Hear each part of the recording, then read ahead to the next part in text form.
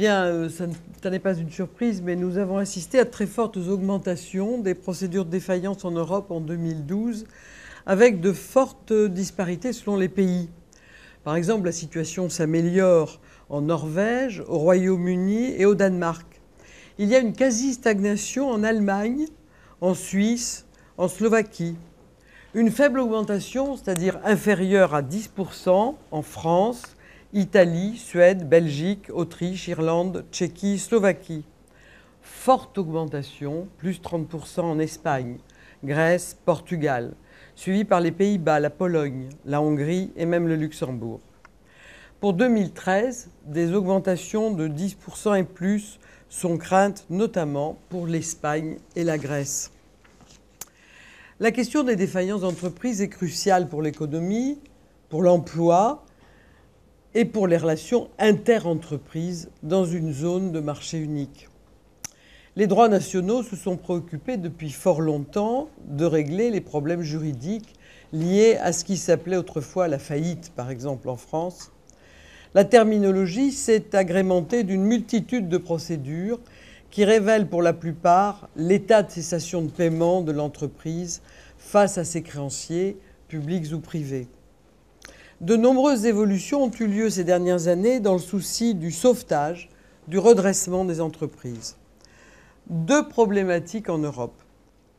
La première, comment l'espace communautaire européen a-t-il envisagé le sort des entreprises multinationales implantées dans plusieurs pays, avec une société mère et des filiales, ou un siège et des établissements secondaires disséminés? Deuxième sujet de réflexion, comment les droits nationaux dans les principaux pays d'Europe ont-ils réglé le sort des entreprises défaillantes? Quelle place pour les créanciers? Avec une idée devenue de plus en plus forte, mettre tout en œuvre pour assurer le redressement des entreprises en difficulté. Le règlement européen applicable actuellement aux procédures d'insolvabilité en Europe date de 2000, entré en vigueur depuis 2002, sauf au Danemark. Il ne s'applique pas aux entreprises de placement collectif, d'assurance, aux établissements de crédit et aux entreprises d'investissement.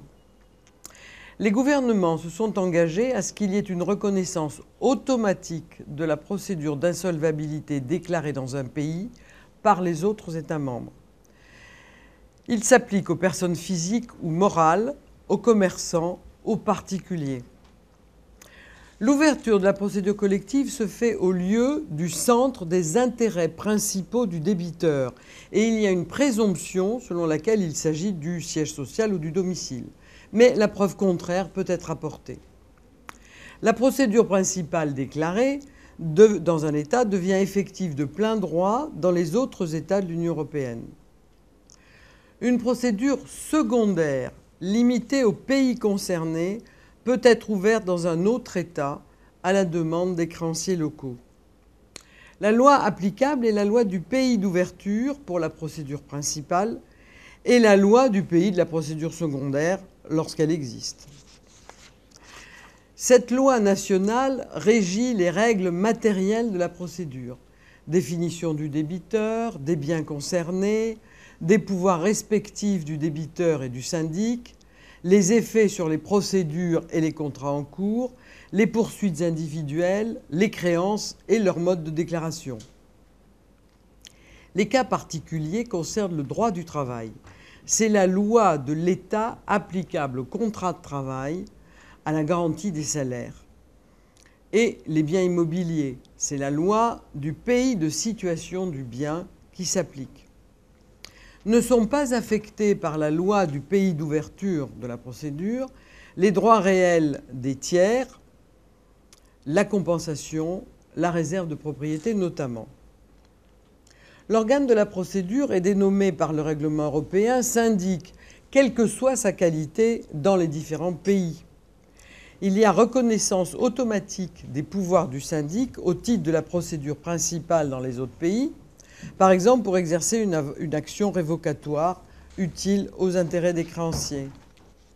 Il y a également un souci d'égalité de traitement des créanciers, ce qui fait qu'il doit y avoir même restitution au syndic si cette égalité n'est pas respectée. Il y a enfin un devoir de coopération et d'information entre les syndics de la procédure principale et de la ou des procédures secondaires. Il y a même suspension de la liquidation dans la procédure principale lorsqu'il y a l'ouverture d'une procédure secondaire dans un autre pays. On a observé une amélioration très importante en ce qui concerne l'information des créanciers et la production de leurs créances. Une remarque tout d'abord qui vaut pour les créanciers en France et pour les créanciers bien entendu dans toute l'Europe.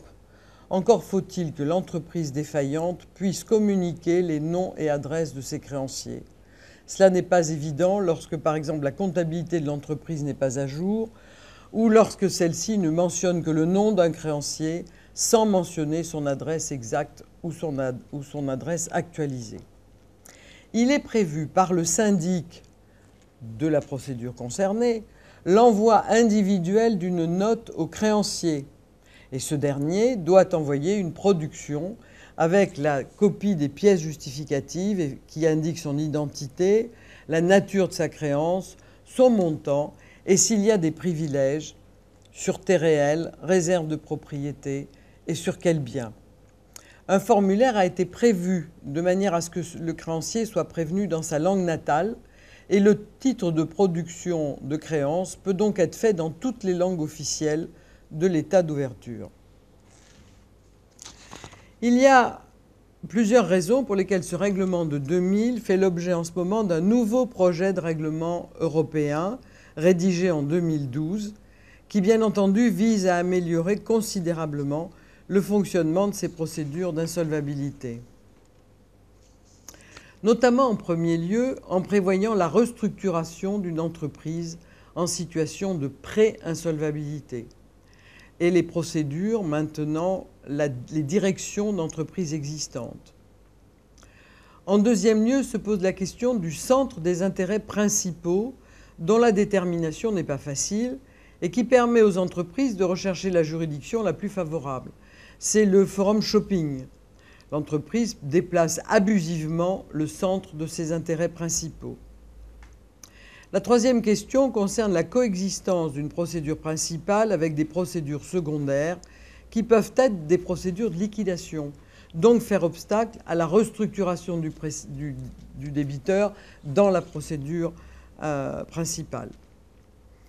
Le quatrième problème concerne la mise en place d'un registre européen d'insolvabilité et une plus grande facilité pour les créanciers dans la déclaration de leurs créances. Il est prévu un registre informatique qui retienne toutes les déclarations d'ouverture dans tous les pays. Et ça va être financé par l'Europe.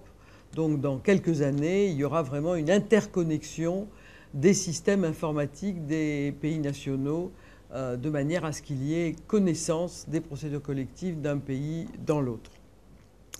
Enfin, des règles sont proposées pour l'insolvabilité des groupes d'entreprises et leur restructuration réussie, notamment par une plus grande communication entre les syndics et surtout entre les tribunaux, qui peuvent, d'un État à l'autre, évidemment, rendre des décisions qui ne sont pas parfois compatibles.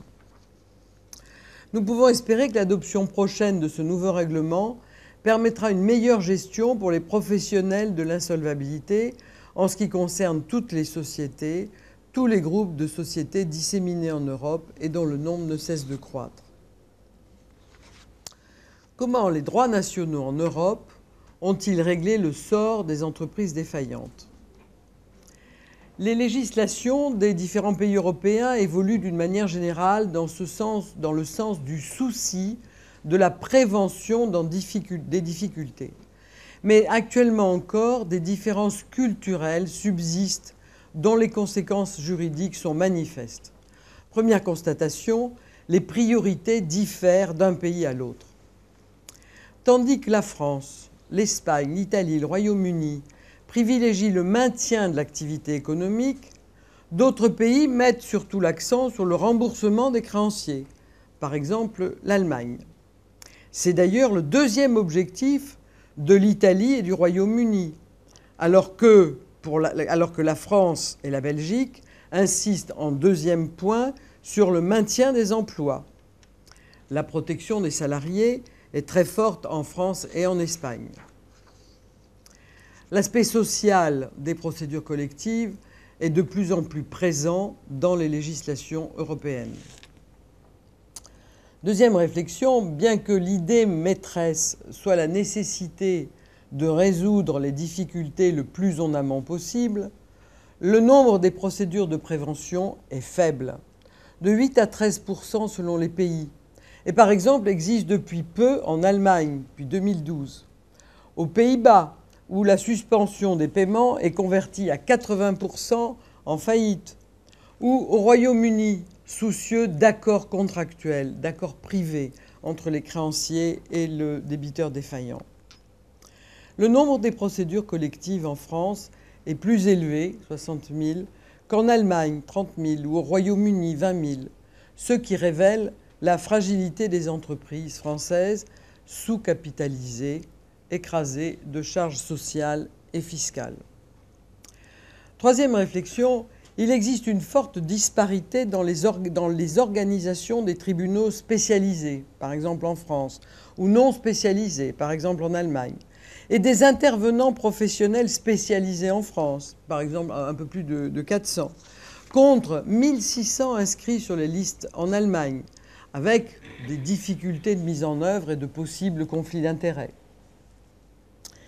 Quatrième remarque, les mouvements des droits nationaux et des tribunaux évoluent vers un durcissement des sanctions à l'égard des entreprises défaillantes.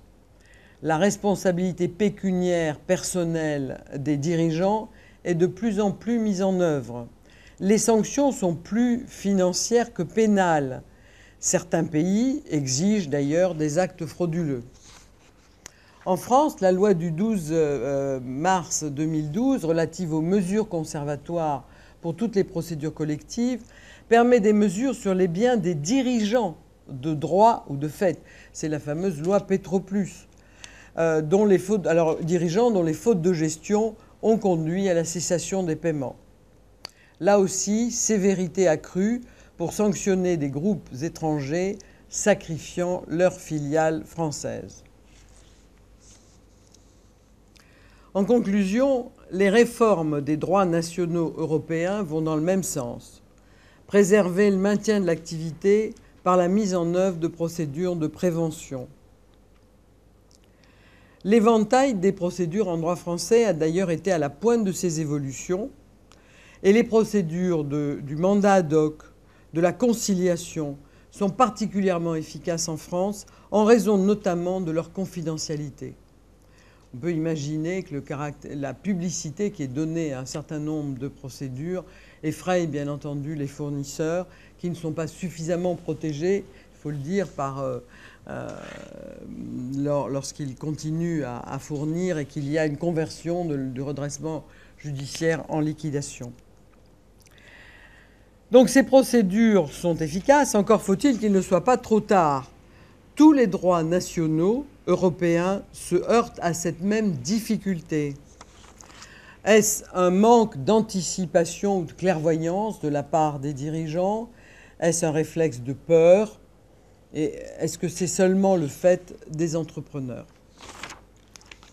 Voilà.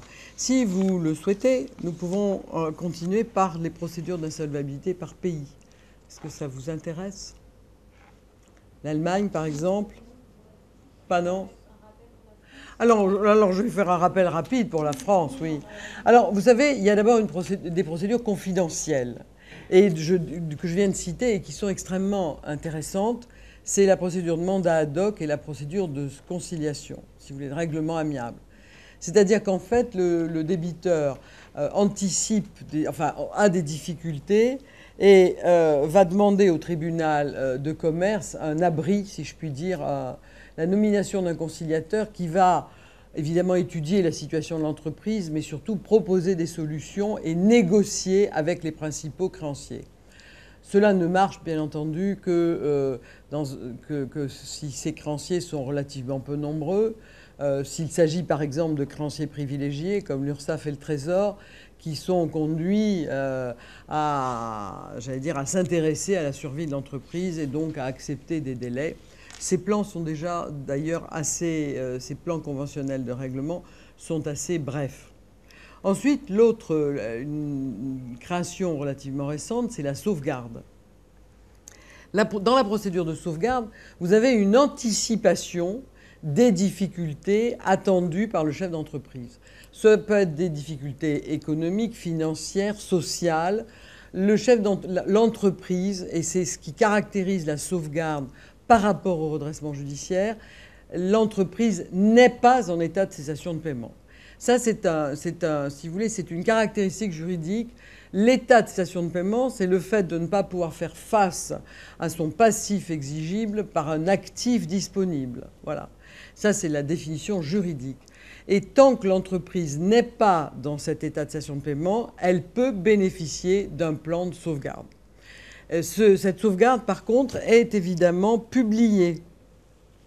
Donc, les créanciers, les fournisseurs sont prévenus, et il est certain que c'est un des écueils, finalement, de ces procédures, que de mettre sur la place publique les difficultés de l'entreprise. Parce qu'à partir du moment où elles sont connues, elles sont de plus en plus difficiles à résoudre. Notamment, on s'aperçoit que lorsqu'il y a des mouvements sociaux, par exemple, eh bien, les entreprises sont quasiment condamnées. Parce que quel repreneur veut s'intéresser à une entreprise lorsqu'il y a des grèves, des manifestations, etc. Donc c'est sûr que là, il y a un très gros problème.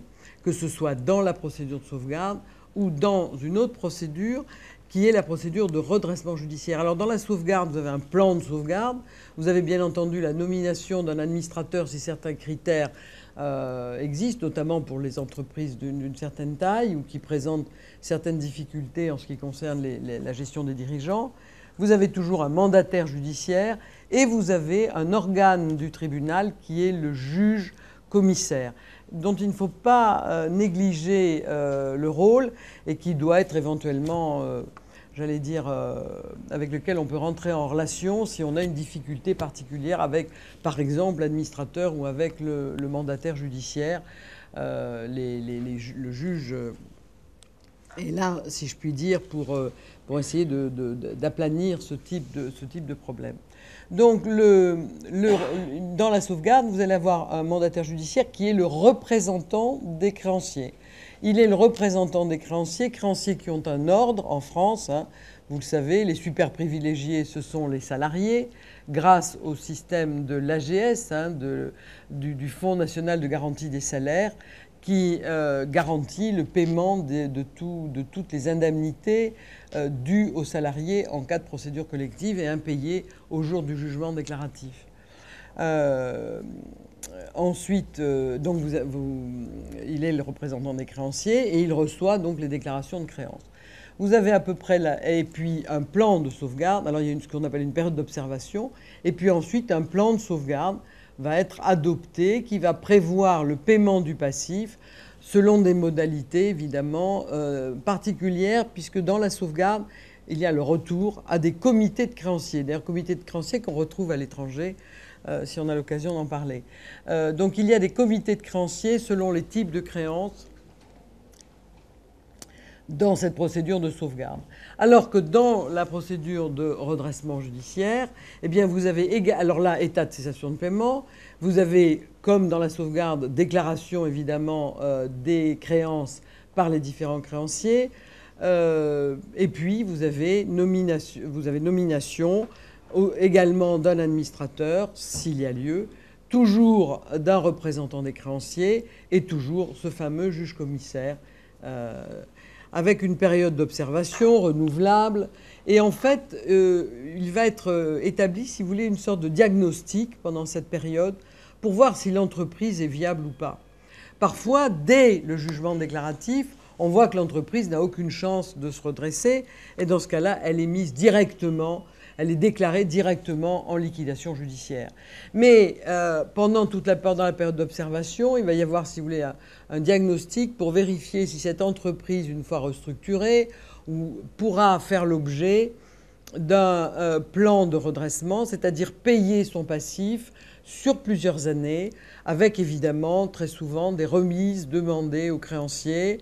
Ces plans ne peuvent pas durer plus de 10 ans, que ce soit dans la sauvegarde ou dans le redressement judiciaire. Mais enfin, 10 ans, ça permet d'améliorer, si je puis dire, les statistiques de recouvrement des organismes. Pour, par exemple, revenir à ces statistiques, je vous dirais que les créanciers privilégiés dans les procédures collectives récupèrent actuellement 60% de leurs créances, alors qu'ils sont privilégiés. Ça veut dire qu'ils en perdent 40. Hein. Les banques récupèrent d'une manière générale à peu près 40% de leur encours. 40%, pourquoi? Parce qu'elles bénéficient de garanties sur les biens de l'entreprise et surtout sur les biens des dirigeants qui se sont portés caution, qui ont qui ont donné des hypothèques, qui ont donné des nantissements sur fonds de commerce. Donc, si vous voulez, les garanties que prennent les banques, ces sûretés, ce qu'on appelle les sûretés en droit, vont permettre aux banques de récupérer quand même 40%. Mais je vous signale que lorsqu'on pense que les banques sont au courant de tout, elles perdent quand même 60% de leurs créances, alors qu'elles sont les mieux garanties. Et en ce qui concerne les créanciers chirographaires, c'est-à-dire les malheureux créanciers inscrits, parce que chirographaire, ça veut dire inscrit, eh bien, ces malheureux créanciers récupèrent, grâce au plan de redressement dont nous venons de parler, jusqu'à 5% de leurs créances. Vous voyez qu'il leur reste essentiellement les yeux pour pleurer. Et 1% si on prend la stricte statistique des liquidations. Pourquoi, me direz-vous? Eh bien, parce que les actifs des entreprises sont extrêmement faibles. Parce que vous avez énormément d'entreprises qui travaillent, par exemple, avec du crédit-bail. Donc la solvabilité apparente qui est la leur quand vous voyez des camions, des grues, des voitures, etc., ne leur appartiennent pas. Et en cas, si vous voulez, de défaillance, immédiatement, ces biens sont récupérés par les crédits bailleurs. Donc les entreprises ont de très faibles actifs. Quelques entreprises anciennes avaient ou ont encore de l'immobilier. C'est quand même, j'allais dire, la meilleure chose qui puisse arriver, parce que c'est ce qui permet vraiment la réalisation. Mais le reste, les stocks sont terriblement dépréciés, quand il en reste, n'est-ce pas, dans les liquidations. Le reste des actifs est évidemment très déprécié aussi. L'informatique est en crédit-bail, et alors que reste-t-il? Une table, des chaises. Et donc, il est évident qu'il y a un très grand nombre de procédures qui sont impécunieuses, disent les mandataires judiciaires. Cela veut dire que parfois, ils n'ont même pas, j'allais dire, de quoi payer leur propre intervention. Donc vous voyez, la hantise en fait des entreprises commerciales, c'est évidemment de se heurter à cette difficulté de la défaillance d'entreprise. Et c'est la raison pour laquelle s'est développé, par exemple, tout le secteur des assurances-crédit, hein, qui anticipe, qui essaye d'anticiper, hein, mais parfois avec quelques bonheurs et parfois avec quelques malheurs, les difficultés des entreprises qu'elles assurent. Et c'est la raison pour laquelle vous avez sans doute entendu dire qu'au moment où on a eu peur, où il y a eu une recrudescence des défaillances en France, eh bien le gouvernement a été amené à donner un coup de main à l'assurance-crédit pour continuer à couvrir des entreprises à risque. Sinon, les assureurs-crédit, évidemment, se retirer des dossiers, ce qui est quand même tout à fait catastrophique. Quand un assureur-crédit ne fait plus confiance à une entreprise et enlève sa couverture, la plupart des fournisseurs, évidemment, sont prévenus, et à partir de ce moment, on ne les livre plus, et à partir de ce moment-là, c'est la mort de l'entreprise. Donc c'est vrai qu'il y a un côté pervers, si vous voulez, dans cette notion d'assurance, puisque il y a une précipitation des entreprises vers le néant, vers la difficulté. parfois, et donc les analystes de l'assurance crédit ont de très grandes responsabilités dans ce domaine. Voilà. Donc c'était une réflexion sur les procédures en général. Mais la troisième procédure, qui est évidemment la plus catastrophique, c'est la liquidation judiciaire. La liquidation judiciaire, c'est évidemment la cessation de l'activité. Alors, cessation d'activité ne veut pas toujours dire que l'entreprise disparaît. Pourquoi ? Parce qu'il y a la possibilité d'un plan de cession. C'est-à-dire que le mandataire judiciaire va essayer de trouver un repreneur qui serait intéressé par un point de vente, par un savoir-faire, par des salariés. Et il est vrai que dans les plans de cession, l'élément clé pour les tribunaux de commerce, et vous en avez entendu parler dans la presse, on parle très souvent, on parle des repreneurs, hein. Eh bien, ces plans de cession, c'est évidemment le repreneur qui va maintenir le plus d'emplois, qui a le plus de chances d'emporter, si je puis dire, la décision. Ceci étant, ce plan de cession ne va absolument pas apurer le passif, parce que la valeur de l'entreprise est évidemment considérablement dépréciée.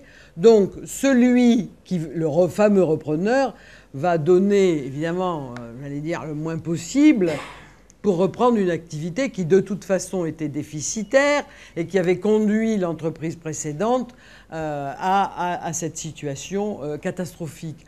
Donc le plan de cession a un intérêt parce qu'il maintient l'activité, il maintient au mieux l'emploi, mais alors en ce qui concerne les créanciers, c'est évidemment zéro. Voilà. S'il y a un tout petit peu, ce sont les super privilégiés à travers le Fonds national de garantie des salaires qui vont récupérer un petit peu, parce que tout à l'heure, je vous ai expliqué le principe du Fonds national de garantie des salaires. Il avance dans une espèce de grande marmite où toutes les entreprises cotisent. Eh bien, il va avancer les salaires, les indemnités de licenciement, les congés payés, etc., à l'entreprise, sachant que, étant super privilégié, s'il y a les premiers sous du plan de cession ou les premiers sous de la cession des actifs vont aller à ces super privilégiés et rembourser ce Fonds national de garantie des salaires. Et les seconds qui seront remboursés, j'allais dire s'il en reste, eh bien ce sont les organismes privilégiés que sont le Trésor, l'URSSAF, les caisses de retraite obligatoires qui, eux, passeront en second. Et vous le comprenez bien, quand je vous parle de 1%, il ne reste pas trop grand-chose pour les fameux créanciers ordinaires. Voilà. Donc ça, si vous voulez, c'est une constatation. Et encore une fois, les entreprises doivent se prémunir de ces risques, notamment en organisant des services crédits chez eux ou en interne, ou en ayant recours à des sociétés qui font du renseignement commercial et qui peuvent, j'allais dire, présumer de certaines difficultés. Pour vous donner un exemple, je me suis beaucoup intéressée aux entreprises qui ne publient pas leurs comptes. Vous savez qu'en France, les SA et les SRL doivent publier leurs comptes. Et c'est extrêmement agaçant quand vous essayez de faire du renseignement sur des entreprises ou que vous avez des dossiers de recouvrement sur des entreprises, ce qui est mon cas, d'aller voir si elles ont publié leurs comptes et la tête de ces comptes. Bon. Et on s'aperçoit que nombre d'entre elles ne publient pas leurs comptes, sont en infraction avec la loi. Eh bien, j'ai demandé à une base de données qui m'a dit qu'elle avait constaté que 80% des entreprises qui ne déposent pas leurs comptes sont ensuite défaillantes dans les 2 années suivantes. C'est parce que justement leurs comptes sont très mauvais qu'elles n'osent pas les publier. Elles ont peur que leurs fournisseurs ne les consultent. Voilà. Et je pense qu'elles ne communiquent peut-être même pas avec leurs banquiers sur la réalité de leurs comptes dans ces cas-là. Voilà.